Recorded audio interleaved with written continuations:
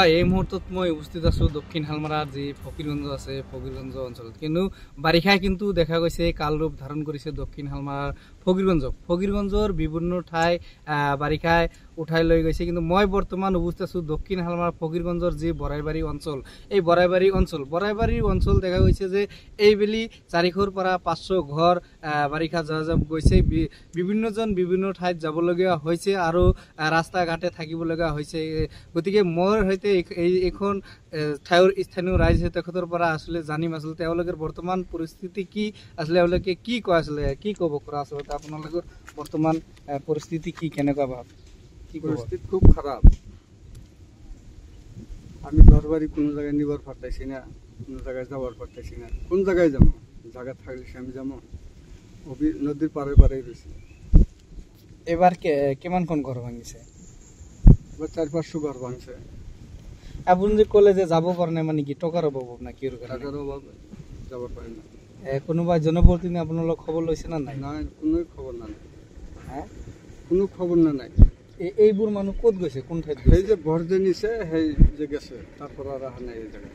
কোনেও অহা নাই খবৰ ল'ব লাগে? নাই, কোনো আহা নাই। এই ঠাইবোৰ ভাঙি মানুহ কোন ঠাইত গৈছে? বিভিন্ন জায়গায় গেছে, কত রাস্তাঘাটে করে ফেলা হচ্ছে ঘর বাড়ি, জায়গা নাই, উঠাবার পারতেছে না। আৰু ওইভাবেই আছে। এতিয়া আপুনি কি ক'ব আচলতে? কি এখন এটা আমার সরকারের কাছে অনুরোধ, আমাদের এটা বিধি ব্যবস্থা করে না।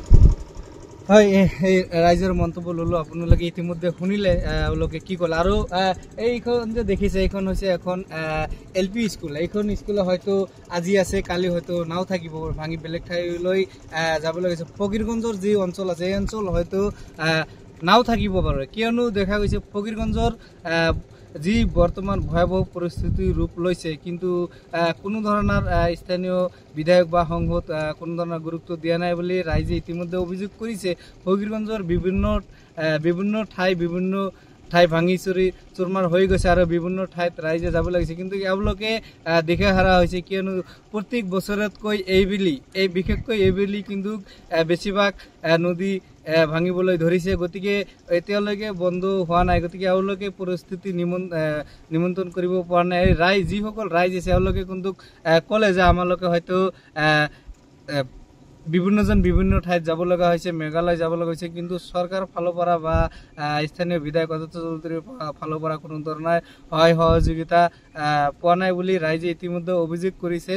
কিন্তু আচলতে ক'ব লাগিব যে যি সময়ত ৰাইজে যি অভিযোগ কৰিছে, যি সময়ত ভোট আহে সেই সময়ত দেখা যায় বিভিন্নজন ৰাজনৈতিক নেতা আহে আৰু বিভিন্ন প্ৰতিশ্ৰুতি দিয়ে, কিন্তু ভোট লোৱাৰ পিছত কিন্তু কোনো জনপ্ৰতিনিধিয়ে এওঁলোকৰ খবৰ নলয় বুলি ৰাইজে